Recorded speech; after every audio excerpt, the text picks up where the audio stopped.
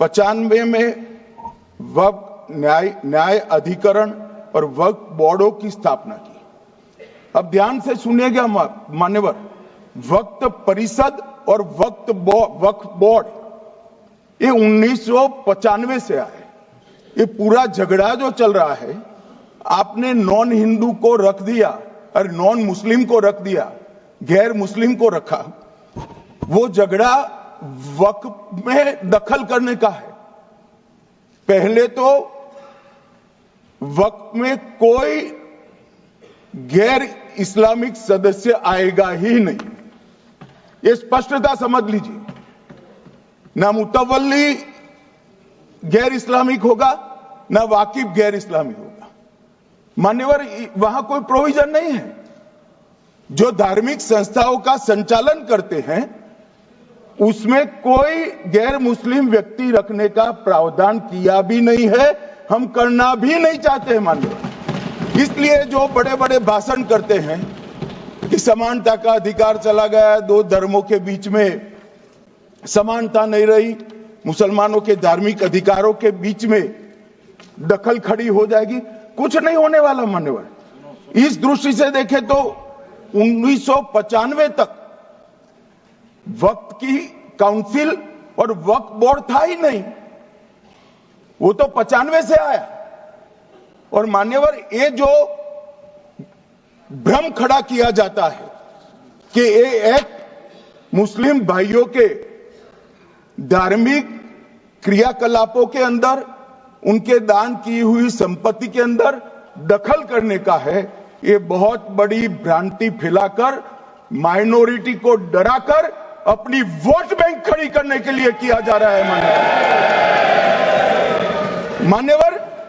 कहां पर गैर मुस्लिम सदस्य रखे जाएंगे? परिषद में और वक्फ बोर्ड में। उसका काम क्या है? उनका काम धार्मिक क्रियाकलापों को कुछ चलाने का नहीं है। वो शुद्ध रूप से वक्फ का जो कानून, दान के लिए किसी ने दी हुई संपत्ति, उसका एडमिनिस्ट्रेशन अच्छे से चल रहा है नहीं चल रहा है, कानून के हिसाब से चल रहा है नहीं चल रहा है, या तो दान जिस चीज के लिए दिया गया, इस्लाम धर्म के लिए दिया गया, गरीबों के भोजन के लिए दिया गया, गरीबों के उद्धार के लिए, वो उद्देश्य के लिए इसका उपयोग हो रहा है नहीं हो रहा है, इसका नियमन करने का काम है मान्यवर। अब मैं इसको मान्यवर बाकी सारे धर्मों के साथ कंपैरिजन करते हैं और कहते हैं दखल किया है, मैं उसको स्पष्ट करना चाहता हूं। मान्यवर, वक्फ जो है वो हमारे यहां ट्रस्ट एक्ट है, इसमें ट्रस्ट है। तो ट्रस्ट के अंदर जो ट्रस्ट को बनाते हैं वो ट्रस्टी होते हैं और एक मैनेजिंग ट्रस्टी होते हैं। वक्फ में वाकिफ होता है, वक्फ होता है और मुतवल्ली होता है। ये सारे इस्लाम के अनुयायी हैं मानो। अरे भाई, आप कह रहे हो, हम तो कह रहे हैं क्योंकि इसका वक्फ शब्द ही इस्लाम से आया है, इसलिए हम कह रहे हैं कि वक्फ वो ही कर सकता है जो इस्लाम का अनुयायी हो। अब आप उसका विरोध कर रहे हो, तो आप तो वक्फ में भी नॉन इस्लामिक आदमी चाहते हो। मान्यवर, क्या कह रहे हैं?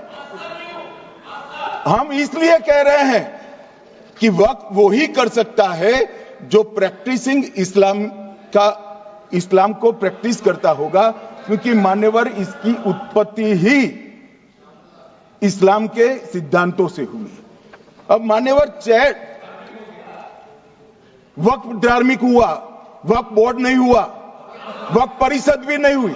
अरे सुनो भाई, मान्यवर, ट्रस्ट के अंदर ट्रस्टी जो होते हैं, जो चर्च होगा तो क्रिश्चियन होंगे, पारसी भी होंगे, पारसी के लिए वो ट्रस्ट होगा, तो हिंदू होगा तो हिंदू के लिए। अब चैरिटी कमिश्नर हम कहेंगे कि भाई मुस्लिम क्यों आया? मुझे बताओ, चैरिटी कमिश्नर एक्ट में मुसलमान चैरिटी कमिश्नर बन सकता है या नहीं बन सकता है? उसको ट्रस्ट नहीं चलाना है, उसको चैरिटी के कानून के हिसाब से वो ट्रस्ट चले, उसकी देखरेख करनी है। ये धार्मिक नहीं है, ये धर्म का काम नहीं है।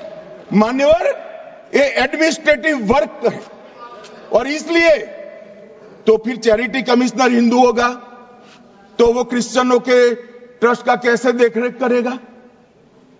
चैरिटी कमिश्नर क्रिश्चियन होगा तो जैनियों के और हिंदुओं के ट्रस्ट का कैसे देखरेख करेगा?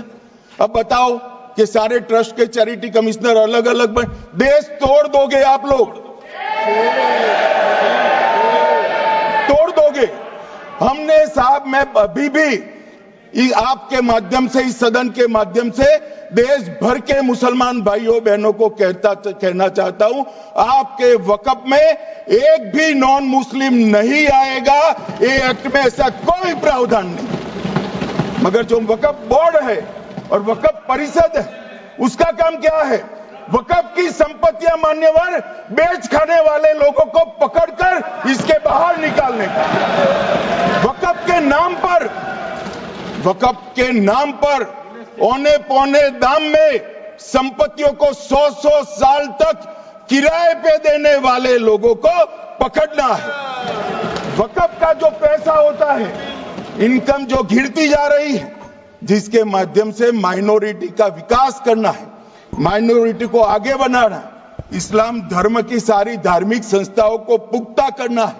ये पैसा जो चोरी होता है ना, उसको पकड़ने का काम वक्फ बोर्ड, वक्फ परिषद करे। और मान्यवर, वो चाहते हैं कि इनके राज में जो मिलीभगत चली वो चलती रहे। ये नहीं चलेगी, ये नहीं चलेगी। और मान्यवर, मैं आज आपको बताना चाहता हूं क्या स्थिति हुई है।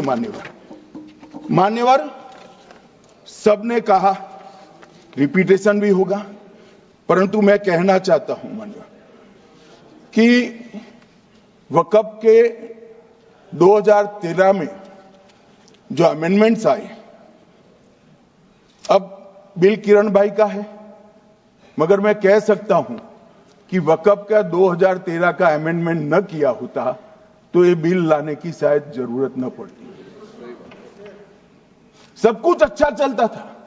14 में चुनाव आने वाला था, 13 में रातों रात तुष्टीकरण करने के लिए वक्फ कानून को एक्सट्रीम बना दिया गया। और मान्यवर, इसके कारण क्या हुआ? इसके कारण दिल्ली लुटियन की 123 वीवीआईपी संपत्ति कांग्रेस सरकार ने जब चुनाव मुहाने पर थे, 25 दिन दूर था, वक्फ को देने का काम कर दिया। दिल्ली वक्फ बोर्ड ने उत्तरी रेलवे की भूमि वक्फ के नाम घोषित कर दी। हिमाचल में वक्फ की संपत्ति बताकर उस पर अवैध मस्जिद बनाने का काम किया। 250 हेक्टेयर क्षेत्रफल वाले 12 गांव पर वक्फ का स्वामित्व हो गया तब तमिलनाडु में। और मान्यवर, तमिलनाडु के 1500 साल पुराने तिरुचेंदुरई मंदिर की 400 एकड़ भूमि को वक्फ की संपत्ति घोषित कर। ये जब मंदिर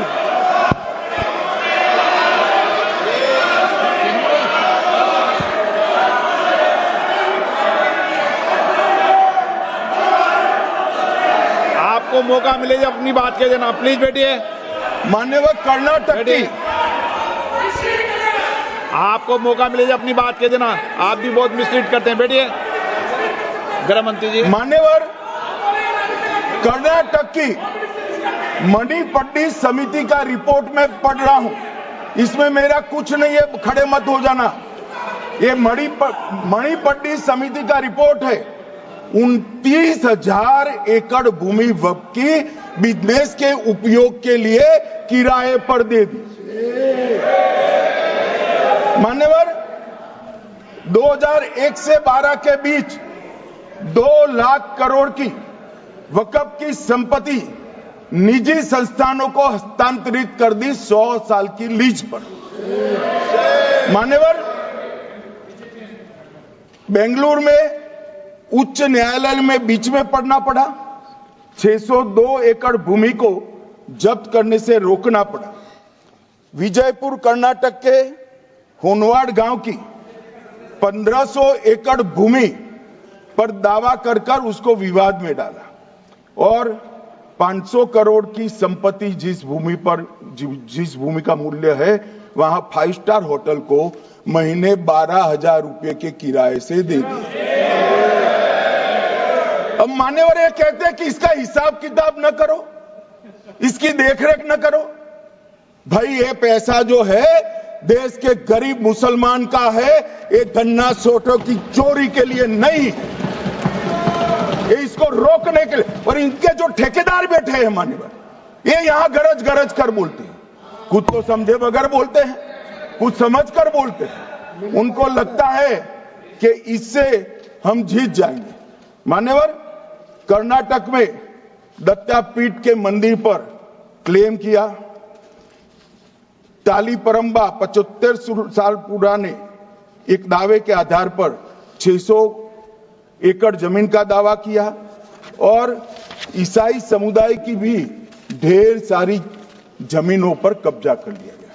मान्यवर, आज देश के कई गणमान्य चर्च और चर्च के समूह वक्फ बिल का समर्थन कर रहे हैं। उनको लगता है कि इसका विरोध कर हम मुस्लिम भाइयों की सिंपैथी जीतकर अपनी वोट बैंक पक्का करेंगे, उसमें कोई फायदा नहीं होगा अखिलेश।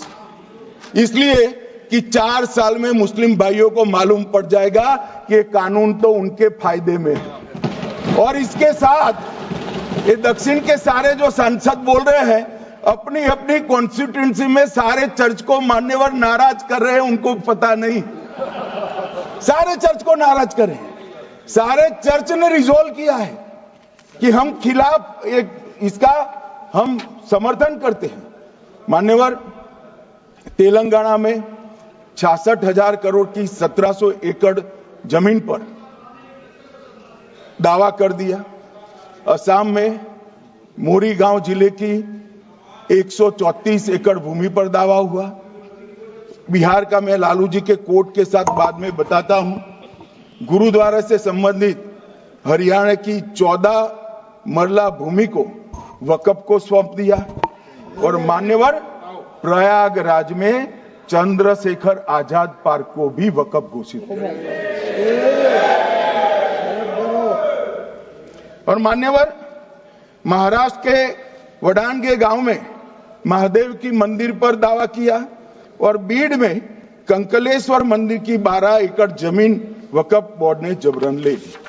मान्यवर, ये सब जब जो चल रहा है, इसमें आज भी मैं स्पष्ट करना चाहता हूं, वक्फ जो कि मुस्लिम भाइयों की धार्मिक क्रियाकलाप और उनके बनाए हुए दान से ट्रस्ट है, उसमें सरकार कोई दखल करना नहीं चाहती है। मुतवल्ली भी उनका होगा, वाकिफ भी उनका होगा, वक्फ भी उनका होगा। परंतु वक्फ की संपत्ति, इसका रख रखाव ठीक से हो रहा है नहीं। वक्फ का संचालन कानून के हिसाब से हो रहा है, निजी उपयोग के हिसाब से। सैकड़ों साल पहले किसी बादशाह ने दान किया, हमारी भाषा में कहो तो धर्मादा किया। अब इसकी संपत्ति को आप 12,000 रुपये में 5 सितारा होटल बनाने के लिए दे देते हो, ये उचित है क्या? भाई वो पैसा गरीब मुसलमान के कल्याण के लिए करिए, तलाकशुदा महिलाओं के कल्याण के लिए करिए, जो अनाथ बच्चे हैं उसके कल्याण के लिए करिए। मान्यवर, ये करने की जगह बेरोजगार मुसलमान युवाओं के लिए स्किलिंग का काम करिए। लाखों करोड़ों रुपए की भूमि मान्यवर, और इनकम 126 करोड़ रुपया। रेलवे की जितनी जमीन है, जिसमें हजारों करोड़ लाखों करोड़ का रेलवे का कारोबार चलता है, इतनी भूमि वक्फ के पास है और इनकम 126 करोड़। मान्यवर कहते हैं कि इनकम का क्या उद्देश्य है?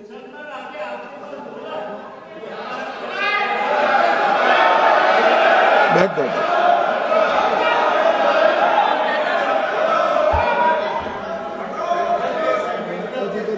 मान्यवर, मैं दादा की टेंशन समझ रहा हूं, ये बंगाल के मुसलमान भी सुन रहे हैं, तो उनको टेंशन होना स्वाभाविक है। मान्यवर, लालू प्रसाद जी, आज आरजेडी के सारे सदस्य बोले, जब 2013 का अमेंडमेंट आया मैं लालू जी का तो पूरा पढ़ना चाहता हूं, बाकी सदस्यों का सिर्फ टोकन पढ़ूंगा।